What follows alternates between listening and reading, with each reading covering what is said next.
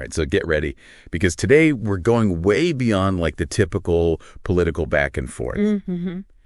And we're asking, kind of a radical question. Okay. Like, what if democracy itself is actually the problem? Interesting. We are diving deep today into Beyond Democracy Manuscript 2024. Okay. And let me tell you, this book does not hold back.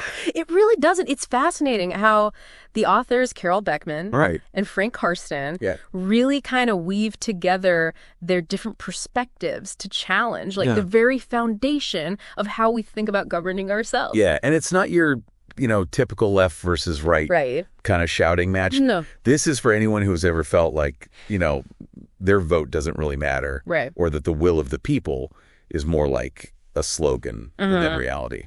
I think most people have felt that way at some point. I think so too.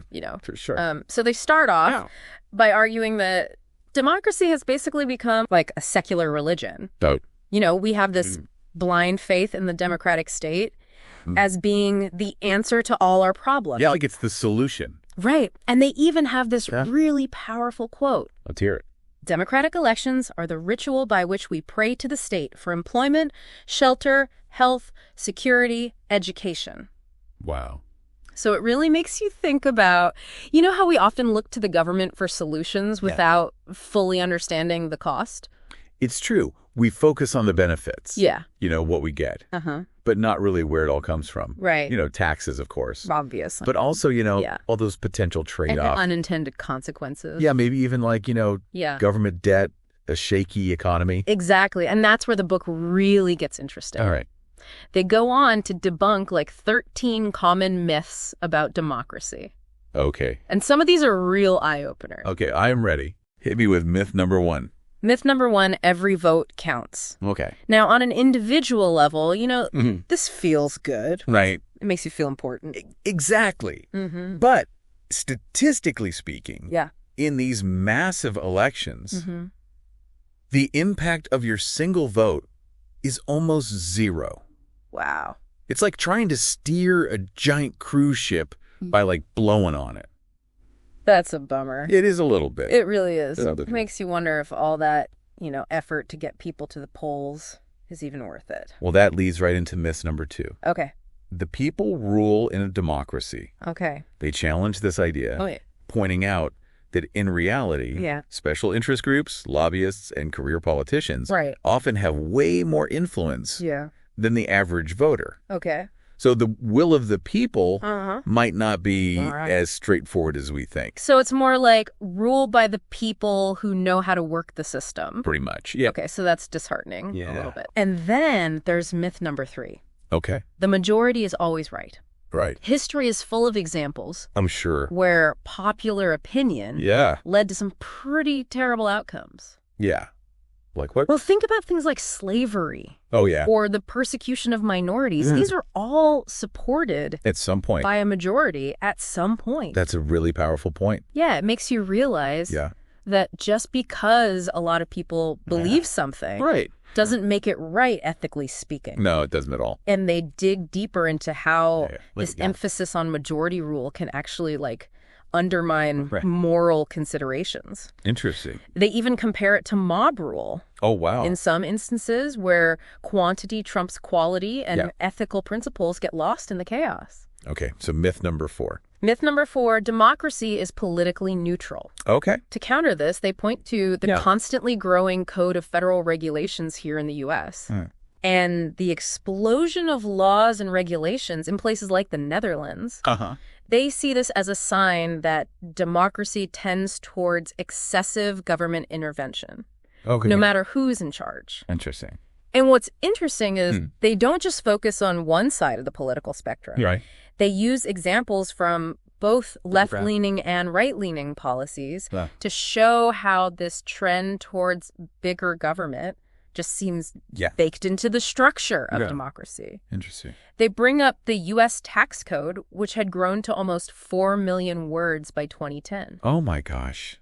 It's massive. That's unbelievable. I mean, who can even understand that? Nobody. Right. So no matter who we vote for, it just keeps getting bigger. That's the trend. And more complex. That they're highlighting. Okay, myth number 5. Myth number 5, democracy leads to prosperity. Okay. This is where they bring in the concept of the tragedy of the commons. Okay. Which is fascinating. Yeah, it's a great analogy. Right. I remember reading about that. So imagine like a shared pasture where each farmer is motivated to graze as many cattle as possible. To maximize their profit. Exactly. Right. But what happens? Pasture gets overgrazed. Right. And everyone ends up worse off in the long run. Okay, so you're saying that because in a democracy, everyone is encouraged to kind of like maximize their benefits from the common good. It can actually lead to everyone being worse off. That's the argument. In the long run. Exactly. That's mind-blowing. And they apply the same logic to government spending, arguing that democratic systems often lead to overspending, growing national debt, and ultimately economic instability. It's like everyone's trying to get their slice of the pie. Yes. We're all thinking long-term. Long-term consequences. Exactly. Okay, myth number 6. Myth number 6, democracy is necessary to ensure a fair distribution of wealth and help the poor. They really push back on this one. I bet. They argue that instead of helping the poor, a lot of government benefits end up going to powerful special interest groups and lobbyists who know how to work the system. Right. The people who really need help may not be the ones who actually benefit. Exactly. It's not so much fair sharing as it is whoever's got the best connections wins. Right. It's all about who you know. That's one way to look at it. Yeah. They use examples like farm subsidies in the EU. Okay. Which consume a huge chunk of the budget, but often benefit large corporations. Rather than small farmers. Wow. Yeah, so it's like the system itself creates this uneven playing field. It's like that saying. Yeah. The squeaky wheel gets the grease. Exactly. But in this case, the squeaky wheel is like a powerful lobby group with deep pockets. Yes. And not the people who actually need help. Exactly. Wow. Okay, myth number 7. Myth number 7, democracy is necessary for a harmonious society. Okay, this is where things get really interesting. Because they argue that turning every individual preference into a political battleground can actually create more conflict than harmony. Such a great point. Yeah. Instead of finding common ground, we're actually encouraged to just like dig in our heels and fight for our side. Exactly. Even if it means like demonizing the other. That's the dynamic they're highlighting. Yeah. They suggest that by making everything subject to a majority vote, we're essentially creating a system where different groups are constantly vying for power and resources, turning every difference of opinion into a potential battleground. Wow. And this can be really damaging to the social fabric. Yeah, that makes a lot of sense. Yeah. It's like if everything is up for grabs, everyone's going to be constantly on edge. Ready to fight for their piece of the pie. Exactly. Not exactly a recipe for peaceful coexistence. And they go on to say that this us versus them mentality can be exploited by those in power who can then position themselves as the saviors who can solve the very problem that they might have helped to create.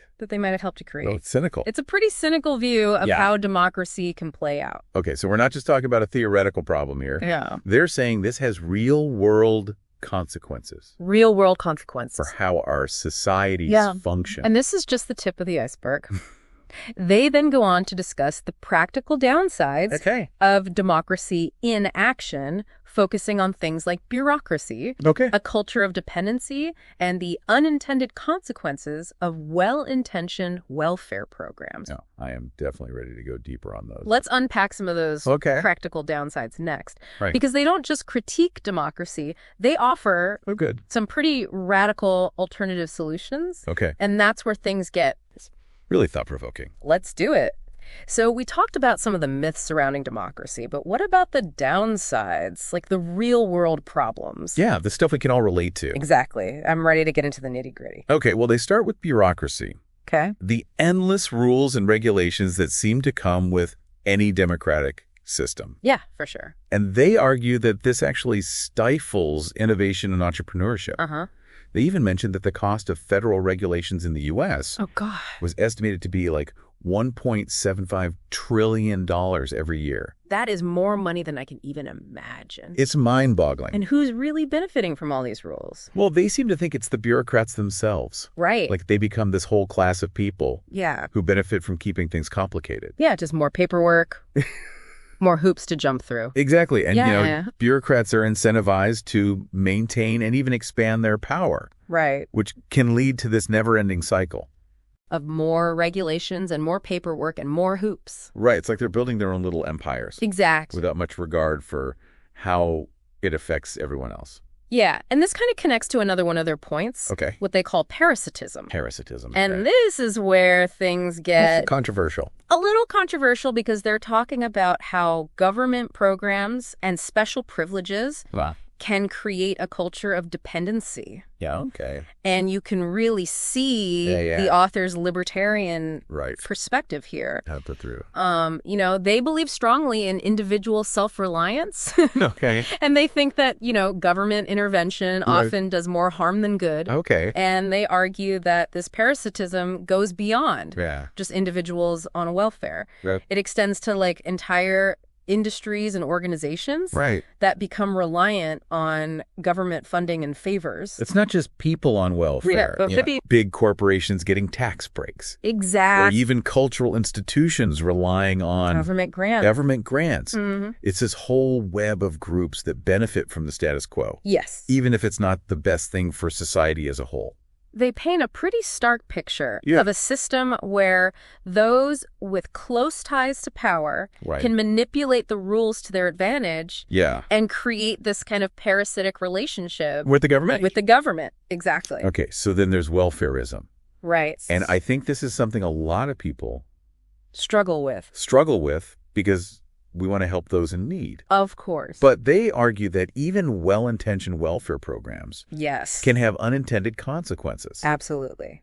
So give us an example. Well, they use the growth of the welfare state in the U.S. to show how these programs, while aiming to help those struggling, can sometimes create perverse incentives that discourage people from working and becoming self-sufficient. Right. It's like that saying, give a man a fish and you feed him for a day. Teach a man to fish and you feed him for a lifetime. Exactly. So the book is kind of saying that welfarism focuses too much on giving out the fish without addressing the root causes of poverty. Yeah, they're advocating for a system that empowers people to take control of their own lives. And become self-sufficient rather than relying on government handouts. Okay. Now, they also get into some pretty heavy stuff. Yes. When they talk about antisocial behavior and crime. Antisocial behavior and crime. They even suggest that the welfare state, by providing a safety net, might actually be contributing to a rise in crime. It's a tough one. Yeah, this is probably there's controversial point. Because we all want to believe that helping people is the right thing to do. Of course. But they're saying that sometimes our attempts to help can make things worse. They argue that by removing some of the natural consequences of bad decisions, the welfare state might actually be disincentivizing responsible behavior. Interesting. And this could lead to a decline in social norms and an increase in crime. So they're not saying we shouldn't help people. No, not at all. Who are struggling. They're just questioning whether the current system is the best way to do that. Okay, and then there's the culture of discontent. Yes. That they see as built into democratic systems. They paint this picture of a society where everyone is constantly fighting for their own interests. Right. And it creates this feeling of division and frustration. Yeah, and it goes back to their point about how democracy turns everything into a political battle. Exactly. By constantly pitting different groups against each other. We create a system where people are always at odds, and it's hard to find common ground. Or build a strong sense of community. It's like we're stuck in this never-ending tug of war. Yes. Where everyone is pulling in different directions. Exactly. And nobody ever really wins. And it can make it really difficult to create a cohesive society. It's exhausting. Where people feel connected. So if all of these are the downsides of democracy. What's the alternative? Well, that's the good part. They're not just complaining. They actually offer some solutions. I was going to say, what's the point of going through all this if you don't have any solutions? They argue for a pretty radical shift away from centralized power. And a return to smaller, more localized. So less big government. Exactly. And more power to the people. But on a much smaller scale. They believe that this would allow for more individual liberty and create systems that are more responsive to the needs of local communities. Do they have any examples of this working? They point to Switzerland. Switzerland, Where cantons have a high degree of autonomy, and citizens have more direct control over local issues. So it's more like a direct democracy in a way. Kind of. But on a smaller scale. They also talk about the concept of voting with your feet. Okay. Where people can choose to live in communities. Oh, I see. That align with their values and preferences. It's like a marketplace. Exactly. For governance. It is. Different communities can compete. Yeah. For residents based on the policies they offer. That's a pretty radical concept. It is a radical concept. And they go even further by discussing the idea of a contractual society. Okay. Where relationships between individuals and governing bodies are based on like clear agreements. Okay. And mutual consent. So it's less about hoping that the person you voted for will represent your interests. Right. And more about creating like clear binding agreements that outline everyone's rights and responsibilities. That would require a huge amount of trust. Absolutely. And transparency. A lot of transparency. Yeah, wow. And the authors acknowledge that this kind of radical change would come with its own set of challenges. Of course. But they believe it's a necessary step. If we want to create a society that is truly free, just, and equitable. Okay. I'm starting to get the big picture. Good. It all seems so idealistic. Right. How could we possibly make such a dramatic shift away from the system we have now? It's hard to imagine the world working any other way like we're so used to, this idea of the nation state and democracy, that anything else just seems... It's hard to fathom. Impossible. Yeah, but they actually draw a parallel. To other points in history where huge societal shifts seemed equally impossible at the time. Like, remember, people once couldn't fathom a world without a king or a queen. Right. And just like we struggle to imagine life without the democratic nation state today. Right. Back then, it was hard for them to picture a world where ordinary people had a say in how they were governed. That's a good point. Yeah. Makes you wonder what future generations will look back on and be like, what were they thinking? Exactly. Do they think technology might play a role? Absolutely. In making this kind of decentralized future possible? They argue that technology is already creating the conditions for this shift. Like how? Well, think about how inventions like the car, the birth control pill, and especially the internet have empowered individuals and allowed for new forms of self-organization outside the control of traditional governments. The internet's a great example. Yeah. It's this massive global network that nobody really owns. Right. But it works amazingly well. Because of shared protocols and a decentralized structure. Right. So they're thinking we can apply this same principle to governance. Yes. Creating a system where smaller, more localized entities can cooperate and compete. They even point to some real-world examples. That hint at this possibility. Like what? Things like special economic zones in China. And free trade zones in Dubai. Right. Where deregulation and a focus on individual freedom has led to impressive economic growth. Interesting. They believe these could serve as models for what they call political free zones. Spaces where different forms of governance. Like a laboratory? Yes, exactly. For democracy. Yeah. Where we can try out different approaches and see what works best. That's kind of exciting. It is. But what about the people who might be hesitant to give up the security and stability that they associate with the nation state? Yeah. How do we get people on board? How do they address those concerns? Well, they acknowledge that change can be scary. For sure. And that people naturally crave security. Right. But they argue that clinging to the current system might be riskier than we think. They point to things like the growing national debts in many countries. The inherent instability. The global financial system. The global financial system, exactly. For sure. And the rising tide of discontent. Right. As evidence that things aren't working. Right. As well as we might like to believe. So it's like we're clinging to a life raft that's slowly sinking. Yeah. And they're saying, hey, maybe we should try swimming towards that shore over there. Exactly. Even if it seems a bit scary. And they emphasize that this isn't about getting rid of all forms of governance. It's about creating systems that are more aligned with human nature.